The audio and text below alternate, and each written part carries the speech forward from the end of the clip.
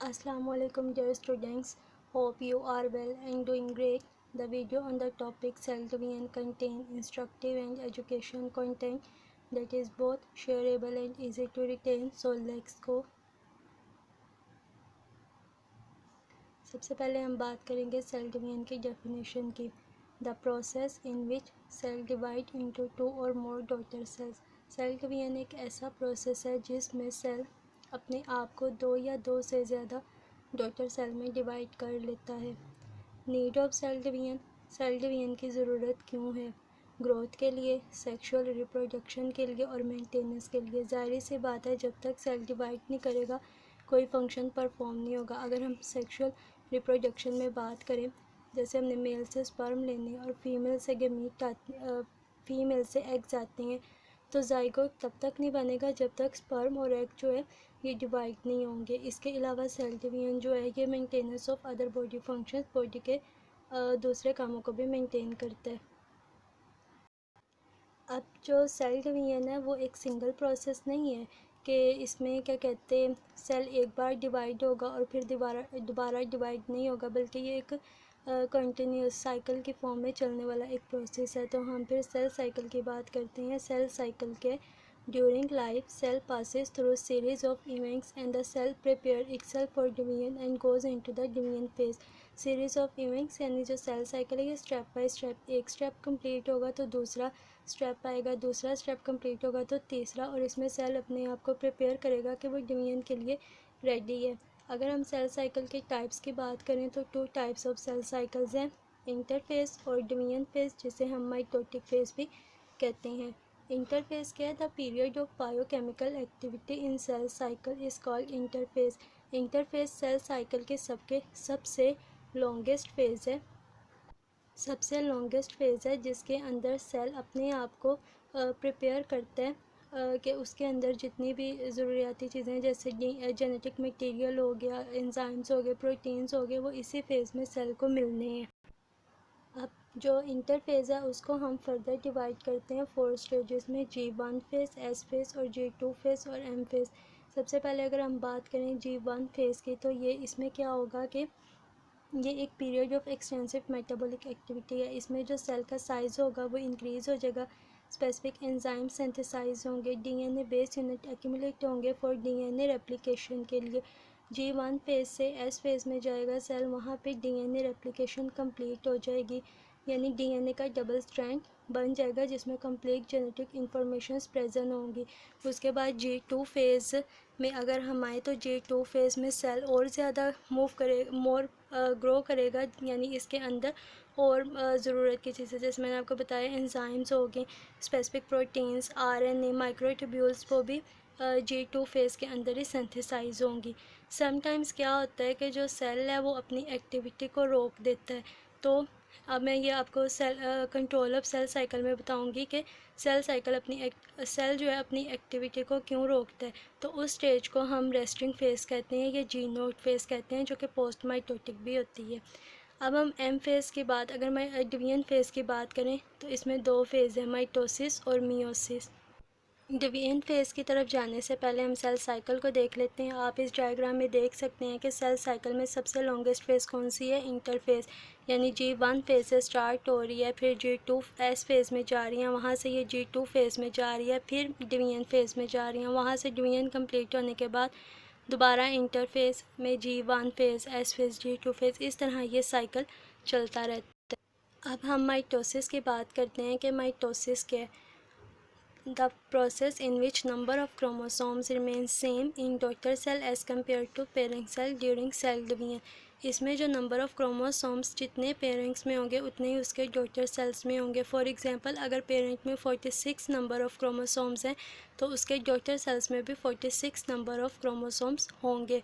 Types of mitosis. Two types of mitosis are present: cytokinesis and karyokinesis. Cytokinesis, division of cytoplasm is called cytokinesis. Karyokinesis, division of nucleus is called karyokinesis. Cytokinesis वो phase जब cleavage furrow बनता है और एक cell जो two pair daughter of cells होते हैं वो सेपरेट डॉटर ऑफ सेल्स में कन्वर्ट हो जाते हैं.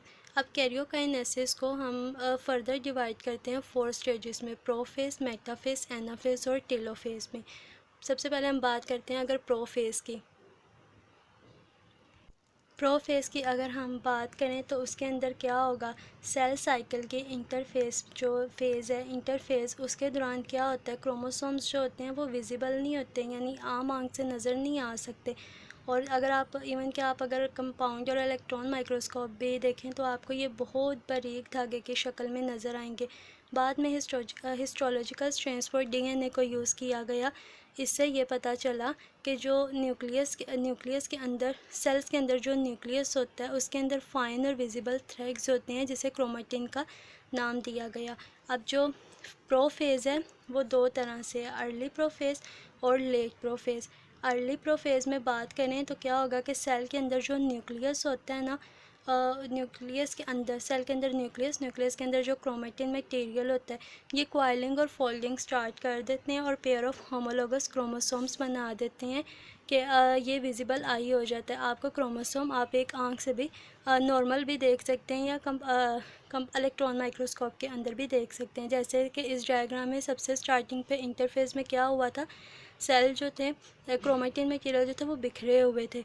बाद में प्रोफेज़ में जाके वो रिकॉइलिंग, उनकी फोल्डिंग स्टार्ट हुई और क्रोमोसोम्स पेयर बन गया। लेट प्रोफेज़ में अब क्या होगा, सेल के इर्द गिर्द जो मेम्ब्रेन होती है, जिसे हम न्यूक्लियर मेम्ब्रेन या न्यूक्लियर इन्वेलप कहते हैं, वो डिसअपेयर होना शुरू हो जाएगा, न्यूक्लियोलस डिसअपेयर होना शुरू हो जाएगा और जो माइटोटिक ऑपरेटस होगा वो ऑर्गेनाइज हो जाएगा। माइटोटिक ऑपरेटस क्या है, ये स्पेशल माइक्रोट्यूब्यूल्स स्ट्रक्चर्स होते हैं जैसे कि एस्टर और स्पिंडल्स। इनका काम ये होता है कि ये श्योर करते हैं कि इक्वल नंबर ऑफ क्रोमोसोम्स ही आगे डॉटर सेल्स में गए हैं या मिसिंग है कुछ। उसके अलावा इनके सेपरेशन ऑफ क्रोमोसोम और अटैचमेंट ऑफ क्रोमोसोम का काम होता है माइटोटिक ऑपरेटर। अब सेकेंड स्टेज ऑफ कैरियोकाइनेसिस जो है वो मेटाफेज़ है। मेटाफेज़ में हर क्रोमोसोम्स जो होगा वो डुप्लीकेट स्ट्रक्चर होगा। ये सिस्टर क्रोमेटिक्स पे कंटेन होते हैं। अब जो सिस्टर क्रोमेटिक्स हैं वो दोनों सिस्टर क्रोमेटिक्स एक पॉइंट से अटैच होते हैं जिसे हम सेंट्रोमेयर कहते हैं। सेंट्रोमेयर के अंदर एक स्पेसिफिक एरिया होता है जिसे काइनेटोकोर कहते हैं। काइनेटोकोर पर स्पेसिफिक अरेंजमेंट्स होती है और प्रोटीन्स प्रेजेंट होती हैं, बेस अरेंजमेंट्स होती है और प्रोटीन प्रेजेंट होती है, जहाँ पे स्पिंडल फाइबर्स के जो काइनेटोकोर फाइबर्स होते हैं उन्होंने आगे अटैच होना होता है। अब मेटाफेज़ में क्या होता है कि जो काइनेटोकोर फाइबर्स होते हैं स्पिंडल के, वो काइनेटोकोर रीजन के साथ आकर अटैच होते हैं और इक्वेटर से स्पिंडल फाइबर्स को अलाइन करते हैं। जैसे आप इस डायग्राम में देखो, जो ये सेंट्रियोल है, ठीक है, वो मूव की टूवर्ड्स पोल मूव की है और वहाँ से क्या कहते हैं, जो क्रोमोसोम्स हैं वो एक ही लाइन में अलाइन कर दिए हैं इक्वेटर से, यानी सेंटर में से। थर्ड स्टेज ऑफ कैरियोकाइनेसिस की एनाफेज है। ये मोस्ट क्रिटिकल फेज़ है माइटोसिस की, क्योंकि इसने इंश्योर करना होता है कि जो equal distribution of chromatics daughter cells में सेम है जितनी पेरेंट सेल में थी। उसके बाद जो ये अब इस फेज़ पे क्या होगा कि जो काइनेटोकोर फाइबर्स होते हैं स्पिंडल के, वो कंट्रैक्ट करते हैं respective towards the respective poles, ठीक है। जब ये towards the respective pole move करेंगे तो इससे टाइम जो है माइक्रोट्यूब्यूल्स जो होंगी वो भी इलोंगेट करेंगी और एक फोर्स एक्सर्ट करेंगी जो कि सिस्टर क्रोमेटिक्स को सेपरेट कर देंगी सेंट्रोमेयर से। जैसे मैंने बताया सिस्टर क्रोमेटिक्स एक पॉइंट से जुड़े होते हैं जिसे हम सेंट्रोमेयर कहते हैं। जब फोर्स लगेगी और स्पिंडल फाइबर्स मूव करेंगे टुवर्ड्स द पोल तो ये जो सेंट्रोमेयर से क्रोमेटिक्स हैं वो सेपरेट हो जाएंगे और जो इसका नतीजे में क्या होगा कि जो हाफ सिस्टर क्रोमेटिक्स हैं वो एक पोल की तरफ मूव कर जाएंगे और जो हाफ सिस्टर क्रोमेटिक्स है वो दूसरे पोल की तरफ मूव कर जाएंगे। अब लास्ट स्टेज है कैरियोकाइनेसिस की, टेलोफेज़। टेलोफेज़ में अगर हम मेटाफेज़, प्रोफेज़ और टेलोफेज़ की बात करें तो इनका काम एक दूसरे के ऑपोजिट है। जैसे प्रोफेज़ में हमने कहा क्रोमोसोम्स कंडेंसेशन स्टार्ट होगी, जबकि टेलोफेज़ में क्रोमोसोम्स डीकंडेंसेशन हो जाएंगे, ये यानी ये दोबारा से बिखरना शुरू हो जाएंगे। प्रोफेज़ में हमने बात की क्रोमोसोम्स जो क्रोमेटिक मटेरियल होंगे उनकी फोल्डिंग स्टार्ट हो जाएगी, जबकि टेलोफेज़ में ये अनफोल्ड हो जाएंगे। उसके अलावा टेलोफेज़ में क्रोमेटिन डिसअपेयर हो जाएगा। प्रोफेज़ में क्या हुआ था, माइटोटिक ऑपरेटस ऑर्गेनाइज हो गया था, जबकि टेलोफेज़ में ये डिसऑर्गेनाइज हो जाएगा। उसके अलावा टेलोफेज़ में न्यूक्लियर मेम्ब्रेन और न्यूक्लियोलस जो प्रोफेज स्टेज में ऑर्गेनाइज हो गए थे या डिसअपेयर हो गए थे, वो टेलोफेज में दोबारा से ऑर्गेनाइज हो जाएंगे। अब साइटोकाइनेसिस की हम बात करते हैं। टेलोफेज से साइटोकाइनेसिस में क्या होगा कि अब जैसे हमने बात की थी कि अर्ली प्रोफेज़ और लेट प्रोफेज़। अर्ली प्रोफेज़ में तो मैंने बता दिया कि रीऑर्गेनाइज्ड मटेरियल हो जाएगा न्यूक्लियर मेम्ब्रेन और न्यूक्लियोलस, उसके अलावा क्रोमोसोम्स की कंडेंसेशन हो जाएगी। लेट प्रोफेज़ में क्या होगा, इसके अंदर जो एस्ट्रल माइक्रोट्यूब्यूल्स होंगी वो इक्वेटोरियल रीजन पे जो सेल होंगे उनको सिग्नल सेंड करेंगी, जहाँ पर एक्टिन और मायोसिन एक्टिवेट होंगी और एक कॉन्ट्रैक्टाइल रिंग बनती है, जिसकी वजह से दो सेल्स के दरमियान एक क्लीवेज बन जाता है। ये क्लीवेज इतना डीप हो जाएगा कि वो जो टू पेरेंट सेल्स हैं उनको डिवाइड कर देगा टू डॉटर सेल्स में। अब ये सारी फेज़ आ गई हैं कैरियोकाइनेसिस की। इंटरफेज़ प्रोफेज़ में क्रोमोसोम्स पेयर अप हुए, मेटा फेज़ में क्रोमोसोम्स लाइन अप हो गए एट द इक्वेटर, एनाफेज़ में सिस्टर क्रोमेटिक्स पुल अपार्ट यानी ये सेपरेट हो गए सिस्टर क्रोमेटिक्स। टेलोफेज़ में क्या होगा कि दोबारा से क्या कहते हैं दरमियान में एक पिंच बनेगा और साइटोकाइनेसिस में जो एक पेरेंट सेल है वो टू डॉटर सेल के अंदर डिवाइड हो जाएगा। अब स्टेजेस के बाद हम बात करते हैं माइटोसिस की इम्पोर्टेंस की, कि माइटोसिस की क्या अहमियत है। अब same number of chromosomes daughter cells में भी है जैसे कि पेरेंट सेल में प्रेजेंट होते हैं, तो इससे क्या होगा कि ना तो कोई क्रॉसिंग ओवर होगी और ना ही कोई कम्बिनेशन बनेगा। उसके अलावा जेनेटिक इंफॉर्मेशंस जो होंगी वो जनरेशन टू जनरेशन सिमिलर पास करेंगी। इसके अलावा माइटोसिस के एडवांटेज ये हैं कि ये एसेक्सुअल रिप्रोडक्शन में, वाउंड हीलिंग में, टिश्यू कल्चर में और क्लोनिंग के लिए बहुत ज़्यादा ज़रूरी है। लेकिन अगर हम एडवांटेजेस की एक तरफ बात करते हैं तो दूसरी तरफ हर चीज़ के डिसएडवांटेजेस भी होते हैं। अब same number of chromosomes transfer हो रहे हैं जनरेशन टू जनरेशन, तो इससे क्या होगा कि अगर एक के क्रोमोसोम नंबर में कोई प्रॉब्लम है तो वो अगली जनरेशन में भी जाएगी, जो कि कैंसर का सबब बनेगी, क्योंकि जब सेम नंबर ऑफ़ क्रोमोसोम्स होंगे कोई कम्बिनेशन नहीं बनेगा तो डिवीजन स्टार्ट हो जाएगी सेल्स की ज़रूरत से ज़्यादा, जो कि ट्यूमर और कैंसर का कोज बनेगी। अब हम बात करते हैं मियोसिस की। मियोसिस क्या है? ये माइटोसिस से मुख्तलिफ है। माइटोसिस में तो number of chromosomes remain same रहने थे, लेकिन मियोसिस में क्या होगा, number of chromosomes is reduced to half in daughter cell as compared to parent cell during cell division. This process is called meiosis. Types of meiosis, to types of meiosis होंगी यहाँ पे, meiosis 1 और meiosis 2। Meiosis 1 में क्या होगा कि cell पहले divide करेगा टू डॉटर सेल्स में, और मियोसिस 2 में टू डॉटर सेल्स फिर डिवाइड करेंगे 4 डॉटर सेल्स के अंदर। अब मियोसिस 1 की आगे से फर्दर टाइप्स हैं जैसे प्रोफेज़ 1, मेटाफेज़ 1, एनाफेज़ 1, टेलोफेज़ 1। प्रोफेज़ 1 जो है ये माइटोसिस की प्रोफेज़ से बहुत ज़्यादा मुख्तलिफ है, क्योंकि इसके अंदर जो क्रोमोसोम्स हैं वो बिहेव करते हैं होमोलोगस पेयर की तरह पे। सिमिलर तो नहीं होते, लेकिन सिमिलर होते हैं लेकिन कम्प्लीटली आइडेंटिकल नहीं होते ये, क्योंकि इसमें दो तरह के क्रोमोसोम्स हमने हर पेरेंट से लेने हैं, यानी फ्यून ऑफ गमीट्स होगी ना, एक मेल से लेंगे एक फीमेल से क्रोमोसोम लेंगे। इस तरह यहाँ पे क्रोमोसोम्स जो हैं उसमें टू क्रोमेटिक्स होंगे, और इसकी जो प्रोफेज़ है इसके अंदर क्या होगा, इंटरफेस के अंदर जो G2 स्टेज होगी वो नहीं वो प्रेजेंट नहीं होगी। अब जो प्रोफेज़ 1 है इसको हम फर्दर डिवाइड करते हैं leptotene, zygotene, pachytene, diplotene, diakinesis. Prophase 1 जो मियोसिस 1 की टाइप है ये सबसे प्रोलॉन्ग फेज़ है मियोसिस 1 में। अब लेप्टोटीन में क्या होगा, LEP लेप का मतलब होता है थीन। इसके अंदर जो लेप्टोटीन में होगा क्रोमोसोम्स जो होंगे विजिबल हो जाएंगे, शॉर्ट हो जाएंगे और थिक हो जाएंगे, और उसके अलावा न्यूक्लियस का साइज़ जो होगा वो इंक्रीज़ कर जाएगा। जाइगोटीन में ZYG का मतलब है पेयर। जाइगोटीन में क्या होगा, पेयरिंग ऑफ होमोलोगस स्टार्ट हो जाएगी और साइनेप्सिस होगी। हर पेयर जो होगा वो एक दूसरे के अंदर फ्यूज़ नहीं होगा, बल्कि ये अब चार के यानी एक क्रोमोसोम्स में दो क्रोमेटिक्स है ना, तो चार क्रोमेटिक्स बन जाएंगे, और इस स्ट्रक्चर को हम बाईवैलेंट और टेट्राइड कहते हैं।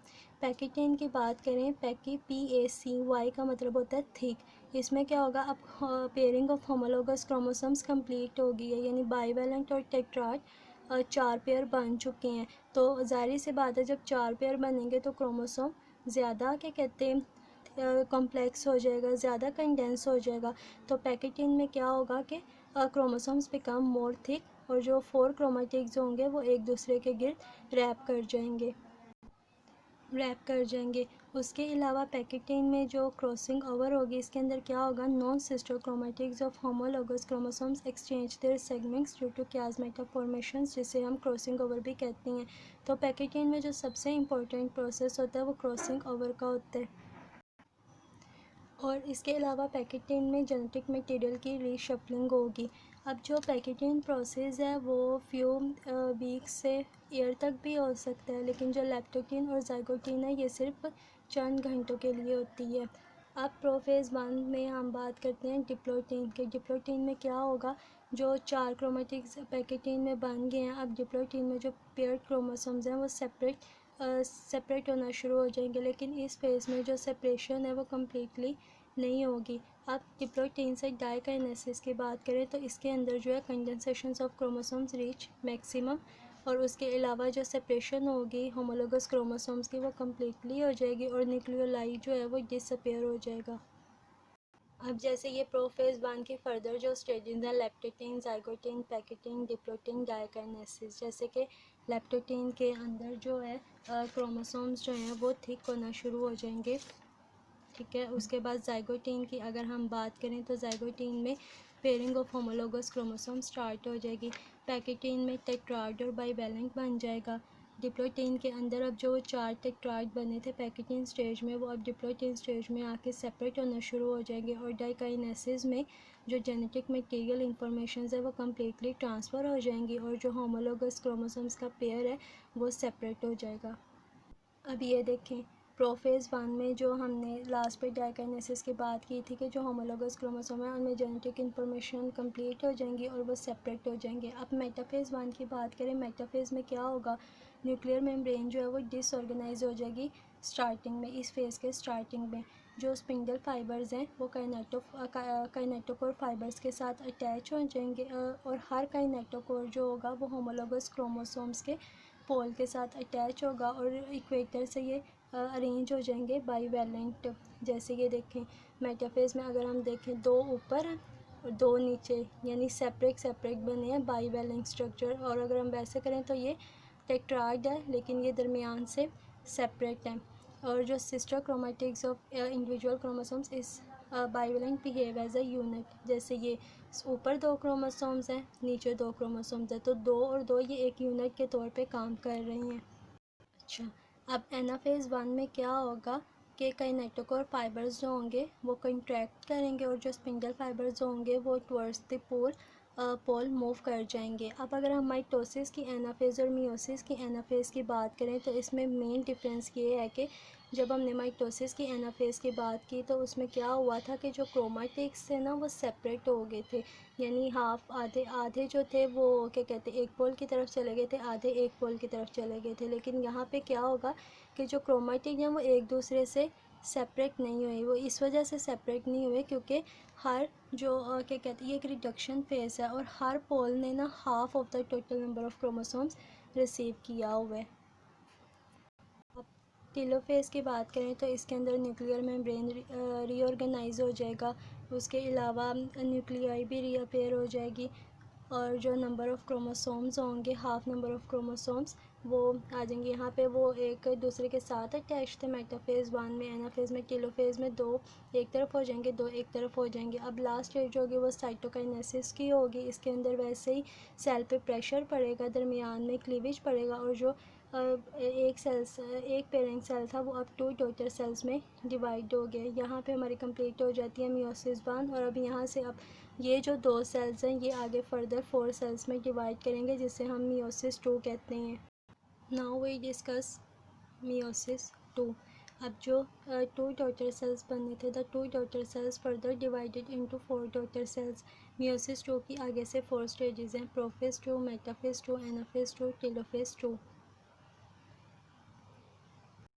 मियोसिस 2 में क्या होगा, जो प्रोफेज़ 2, मेटाफेज़ 2, एनाफेज़ 2 और टेलोफेज़ 2 है ये सेम वैसे ही होंगी, इसकी सारी डिटेल वैसे ही होगी जैसे कि माइटोसिस की थी, यानी क्रोमोसोम्स कंडेंसेशंस होगी, माइटोटिक अपरेटस ऑर्गेनाइज्ड होगा, क्रोमोसोम्स अरेंज होंगे इक्वेटर पे, इंडिविजुअल सिस्टर क्रोमेटिक्स मूव करेंगे टुवर्ड्स द पोल और अल्टीमेटली 4 न्यूक्लियाई फॉर्म में आ जाएंगे।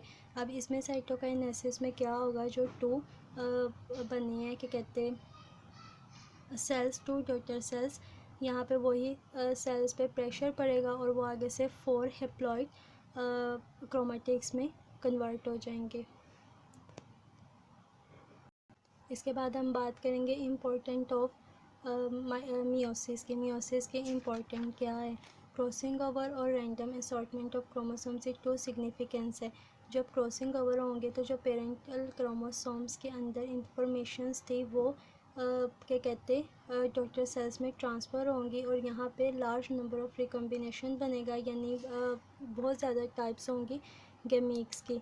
इसके अलावा ये है कि जो मियोसिस है वो सिर्फ हमारे सेक्सुअल सेल्स में, उसके अलावा प्लांट में अगर हम बात करें तो स्पोर्स में, जर्म सेल्स में होती है। इसके अलावा बाकी हमारे हर बॉडी के हर जो काम है वो माइटोसिस के ज़रिए परफॉर्म किया जाता है।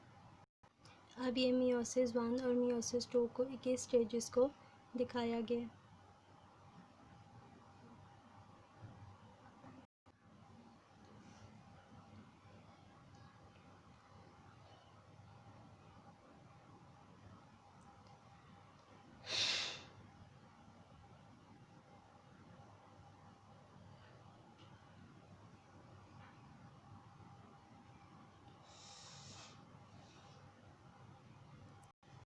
अब हम बात करते हैं गैमीट फॉर्मेशन की। गैमीट फॉर्मेशन क्या है, फॉर्मेशन ऑफ स्पर्म्स और एग्स। ये आगे से इसकी 2 टाइप्स होती है, स्पर्मेटोजेनेसिस और oogenesis। Spermatogenesis the production of sperms in testis, oogenesis production of eggs in female body. Spermatogenesis की 3 स्टेजेस हैं, प्राइमरी स्पर्मेटोसाइट, सेकेंडरी स्पर्मेटोसाइट, स्पर्मेटिक्स और मैच्योर स्पर्म्स बनते हैं यहाँ से। oogenesis में प्राइमरी oocyte, सेकेंडरी oocytes और ओवम।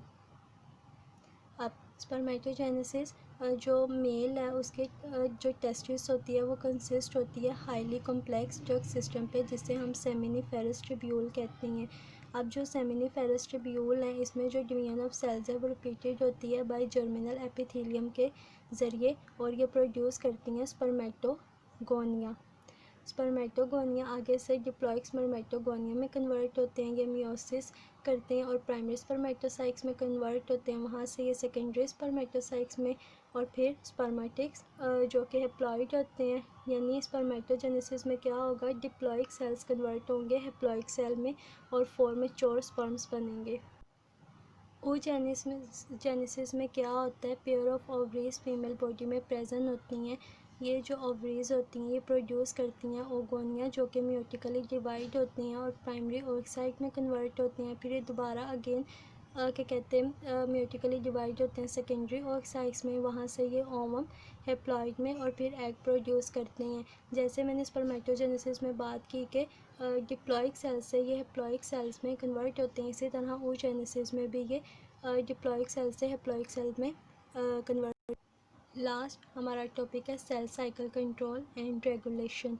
अब सेल साइकिल को कंट्रोल करने के लिए, जैसे कि हर सिस्टम को चलाने के लिए उसके अंडर बहुत सारी लोग काम कर रहे होते हैं, इसी तरह सेल साइकिल को भी कंट्रोल करने के लिए कुछ चेक पॉइंट्स होते हैं। अब चेक पॉइंट्स क्या है, जैसे हम चेक पोस्ट कहते हैं, अगर हम किसी जैसे हम वाघा बॉर्डर जाते हैं तो वो हमारी पहले चेकिंग वगैरह करके चेक पोस्ट और कहते हैं जी ये अब ठीक है इसको आगे जाने दें। इसी तरह सेल साइकिल के भी चेक पॉइंट्स होते हैं जो कि ये बताते हैं कि जो सेल्स है वो एक रेगुलेटेड वे में मूव कर रहा है।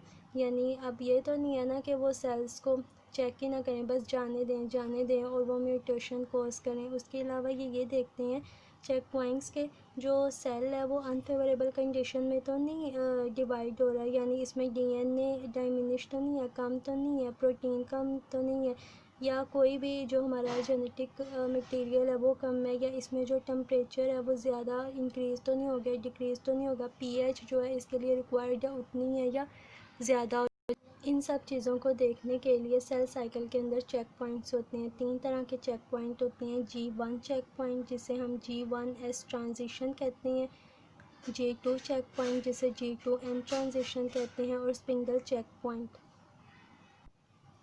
G1 चेक पॉइंट का काम ये होता है कि इसमें सेल का साइज़ देखना होता है कि जो सेल डिवीजन करने के लिए तैयार है उसका साइज़ ठीक है या उसके बाद वो फेवरेबल कंडीशंस, जैसे मैंने आपको पीछे बताया, प्रोटीन, जेनेटिक मटेरियल, उसके अलावा एंजाइम्स वगैरह और पीएच, टेम्परेचर, ये ठीक है। और ये देखें इसकी वजह से सेल पे कोई इसके डिवीजन पे कोई फ़र्क तो नहीं पड़ेगा। उसके अलावा डीएनए डैमेज चेक करते हैं कि डीएनए का स्ट्रैंड कहीं से कोई गलत बेस तो नहीं जुड़ गई इसके साथ, या ये कोई यानी एडेनिन के साथ गवानीन जुड़ गई है या थायमिन के साथ साइटोसिन। तो वो G1 चेक पॉइंट का काम होता है। और उसके बाद G2 चेक पॉइंट, इसका काम ये होता है कि ये यहाँ पे दोबारा डीएनए प्रॉब्लम्स को चेक किया जाता है, यानी जो G1 ने उसकी सही देख लिया उससे कि नहीं, वो दोबारा से उसके स्ट्रैंड को देखता है कि कहीं कोई गलत डीएनए या बेस तो नहीं जुड़ गई। तो अब जो मैंने जीन नोट की बात की थी कि समटाइम्स ऐसे होता है कि सेल एक्टिविटी स्लो हो जाती है या स्लीपिंग फेज़ में चली जाती है, जिसे हम रेस्टिंग फेज़ कहते हैं, जीन नोट फेज़। तो वो असल में अगर तो डीएनए के स्ट्रैंड में या किसी और फेवरेबल कंडीशन में कोई मसला होता है तो उसके लिए जो सेल है वो अपने आप को स्लीपिंग फेज़ में या रेस्टिंग फेज़ में कन्वर्ट कर देता है, जिसे हम जीन नोट फेज़ कहते हैं। लास्ट जो चेक पॉइंट होता है वो होता है एम चेक पॉइंट। इसका ये काम होता है, इसने देखना होता है कि ये मेटाफेज़ स्टेज के दौरान होता है, ठीक है, कैरियोकाइनेसिस के मेटाफेज़ स्टेज में। ये चेक करता है कि जो सिस्टर क्रोमैटिड्स हैं वो स्पिंडल से सही तरह जुड़ गए हैं कि नहीं, जुड़ गए हैं कि नहीं, उन्होंने ये देखना होता है। अब हमने बात करनी है रेगुलेटर की, रेगुलेशन की। Regulator molecule of cell cycle जो G1 चेक पॉइंट पे होता है, ये इसमें दो रेगुलेशंस होती हैं, पॉजिटिव रेगुलेशंस और नेगेटिव रेगुलेशंस। जो पॉजिटिव रेगुलेशंस होती हैं, यहाँ पर 2 एंजाइम्स होते हैं वो एक्टिवेट होते हैं, 2 मॉलिक्यूल्स, प्रोटीन्स आप कह लें, साइक्लिन और साइक्लिन डिपेंडेंट काइनेस, जो कि सेल की प्रोग्रेस के लिए अहम किरदार अदा करते हैं डिफरेंट चेक पॉइंट्स में। और जो नेगेटिव रेगुलेटर्स होते हैं इनका काम ये होता है कि ये सेलुलर कंडीशंस को मॉनिटर करते हैं। अगर तो क्या कहते हैं सेल के लिए वो सफिशेंट चीज़ें उसको प्रोवाइड हैं तो ये तब तक आगे एम फेज़ में नहीं एंटर होने देगा जब तक उसे सारी चीज़ें ना मिल जाएं। तो साइक्लिन और CD के इनका इम्पोर्टेंट रोल होता है इस काम के लिए। So this is all about cell division. I hope you will understand my presentation and about cell division. Thank you.